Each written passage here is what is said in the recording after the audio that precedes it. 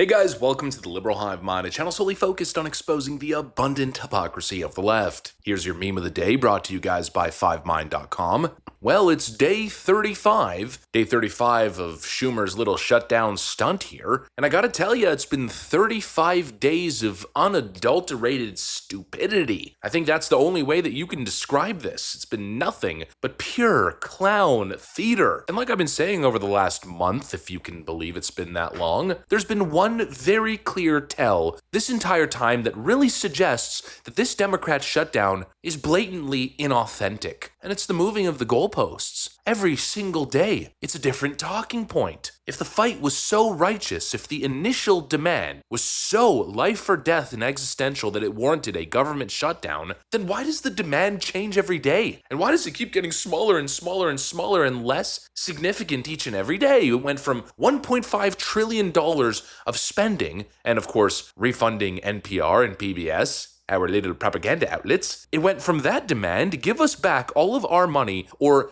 so many people will die and all the blood will be on Donald Trump's hand. It went from that to now, I don't know, something about poor people and voting rights? What the hell is going on? Every day is a different, more insignificant demand, some ridiculous, clearly non-genuine talking point. Well, Chuck Schumer once again hits us with the latest and greatest in idiotic Democrat shutdown rhetoric. Holy frickin' moly, take a look at this, guys. We got some stuff to get into, so let's roll the tape. Alright folks, so here's the latest pivot. Chuck Schumer's been in the lab. Oh, they've been running the focus groups, I guess, and they've now found the newest talking point that's really gonna turn everything in their favor relating to this shutdown. Look at Chuck Schumer's latest little public meltdown. It's been clear. When we fight for democracy, when we protect democracy, we gotta fight fire with fire. We're not gonna stand idly by, as Maya said. We're not going to let them revert to Jim Crow. And if you don't think they want to revert to Jim Crow, just look what they did in the SAVE Act, which went back to took Jim Crow for the whole nation. By so making it hard, they said you need ID, and they made it so hard to show ID that probably half the people in America couldn't vote. We wouldn't let it pass. The Democrats, they needed our vote. They went to court. Many of us, Durbin, myself, and others, were lead plaintiffs, and we beat them in court. But it shows why we need legislation. Because these guys are undoing everything in every way they can. They don't want poor people to vote. They don't want people of color to vote. They don't want Democrats to vote. They don't believe in democracy. We do.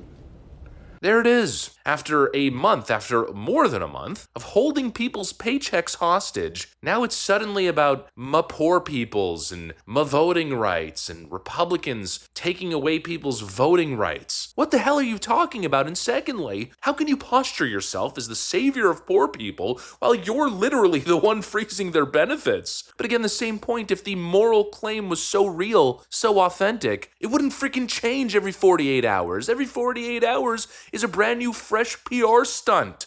Poor's peoples. Obviously, the strategy is clear here. They're now attempting to weaponize poverty, and in this case, purposely inflicted pain on poor people. That's the strategy, right? Not only take government workers hostage, but take people receiving SNAP benefits hostage, cause pain to them, and then that gives you the leverage, right, as Democrats said, right? Pain is their leverage. And then, of course, use that leverage by pandering to poor people, saying, oh, these evil Republicans, look what they're doing. They don't want you to vote. They hate you. It's so blatant, it's so obvious, but more than anything else, it's so backwards. The arguments just fall flat. They're so clearly disingenuous. Take this one over here. We've got Democrat Representative Jared Moskowitz, who runs into the CNN stone wall that is Scott Jennings. And look, I voted against the CR because the CR wasn't going to take care of people's health insurance. Health care was going to go up. I didn't vote for that CR. Scott might remember Republicans didn't vote for the CR previously, the same CR in different years. In fact, Republicans removed a Speaker of the House. We forget about that because he put a CR on the floor. So, but you did vote against the SNAP benefits, then you admit. I did not vote against the SNAP. If you had voted for the CR, No, would we have SNAP right now? Scott, we would. What I voted for was a CR that was going to see people in Florida have their health insurance go up almost 100%. No, I got these are separate issues. No, I got 25,000 people in my district that are going to lose their health insurance because this CR didn't have. And how many do you have going to lose their SNAP? Okay. Well, first of all, let's talk about SNAP for a second. Why did the Republicans send $40 billion to Argentina? Where is that money, Scott? Why didn't that go to Americans? Why? That's America first. It's a credit that's swap. America. We're going to turn a profit on That's that. America first. We're sending money to Argentina rather than taking It's a care of credit people's swap. SNAP benefits. I would have loved to have been at Mar-a-Lago while the girls were in the martini glasses when they were trying to figure out what to do with the judge's order. You know, half the room was probably like, should we pay it? Should we not pay it? And then someone was like, oh, I have a great idea. Let the subjects only get half their rations. I mean, they're only going to give half the SNAP benefits to these people. How many have the Democrats voted to give? Scott, Zero. look at the polling. Democrats have repeatedly voted to give zero of SNAP benefits. I'm sorry, this is not. This whole thing could have been averted if Democrats had done what they did in March, which is vote for Joe Biden's budget levels. They have refused to do it. A couple of Democrats in the Senate, like John Fetterman, have shown some courage and backbone.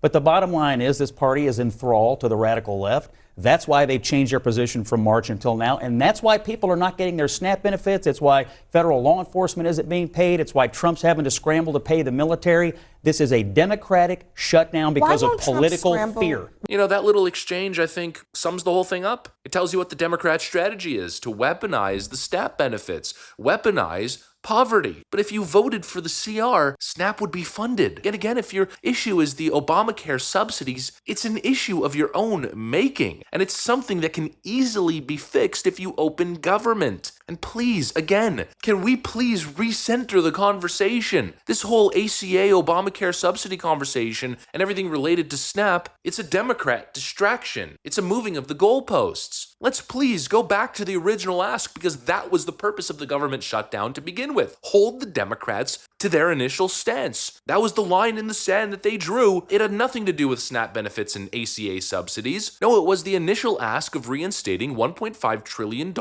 and refunding PBS and NPR. But leftoids will tell you, no, it was never about that. No, we don't want to fund illegal health care. Our demand is not as extreme as $1.5 trillion. No, it's just about the 40 million people on SNAP. Because again, you guys are lying, and Mike Johnson brings the receipts. Trump involved in trying to whip some votes from Democrats?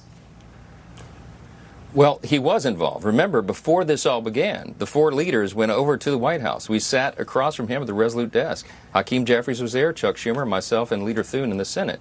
And the president had a great dialogue. He said, give me your proposals, guys. Well, remember, they had just filed a $1.5 trillion demand for new spending, including giving $200 billion to illegal aliens to fund their health care again, to prop up NPR and PBS, the Corporation for Public Broadcasting. They wanted to send billions of dollars back overseas to these crazy social programs in other countries. And the president said, well, obviously that's a non-starter.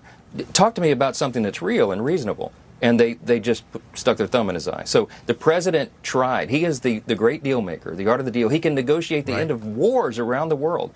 But he does not have enough with these guys to overcome their fear of the Marxist in the Democrat Party. There is a massive turn to the left of that party, and that's what's motivating them. Exactly. Hakeem Jeffries and Chuck Schumer stormed the White House and demanded the $1.5 trillion in funding. That was why they shut down government. Why is nobody talking about that anymore? Why is it now just, ooh, poor people, Republicans hate poor people. They don't want you to vote, they don't want you to eat. Well, because Democrats are grasping at any straw they can to continue justifying this thing. They're taking you hostage to apply pressure on Republicans so they can get an optics win. And don't listen to me, no, listen to Democrats themselves. Here's Senator Mark Kelly, who, in my view, just kind of let the truth slip out accidentally. Do you think there needs to be stronger NDA language in response to that?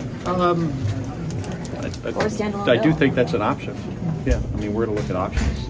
Because we don't want to see our allies to be at risk. It's not only Romania, Poland, Finland, Estonia, Latvia, Lithuania, they're all on the front lines there, soon could be. Senator, can we just ask you about the government shutdown? A lot of Republicans seem to be very optimistic that Democrats are going to back away from their demands and this could all be over by the end of the week. Are you?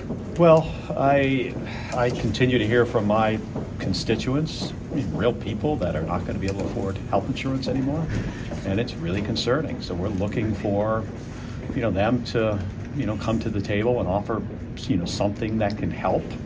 I will say it also seems they're pretty dug in, and they're okay, screwing people over on their health care, and now, SNAP benefits, and federal government employees not getting pay. I mean, this is very, very challenging for people. Returning in a the time when costs, continue, to go up, and now folks aren't going to be able to afford their health insurance. Returning the subsidies is still. Exactly. He frames it right as, oh, healthcare subsidies, healthcare subsidies. My constituents they don't want their healthcare to become more expensive. Well, again, that's because of you. That's because of Democrats. You guys set the expiration date, and I believe the expiration date is in 2026. Open the government, pass a standalone bill, fix the problem. But clearly you don't want that. No, he let the truth slip out. He said, we're just waiting for Republicans to give us something that can help. That right there, I think, tells the truth. They just want something. They could probably get something after opening the government. Republicans are not these evil fascists that hate poor people. If there's an actual issue, if there's an issue with healthcare affordability, they'll work with you on it. No, you just want something now during the shutdown so you can go back to your voters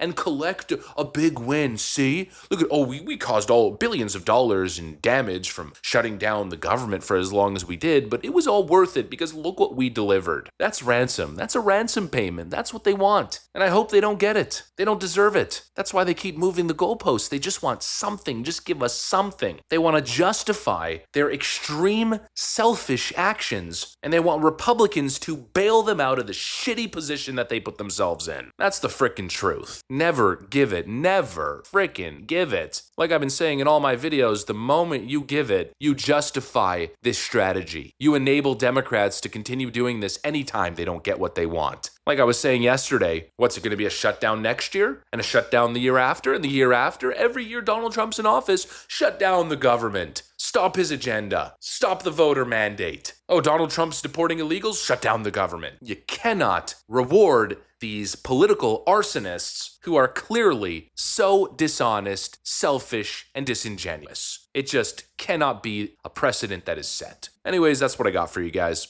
Thanks for watching, and I'll see you on the next one.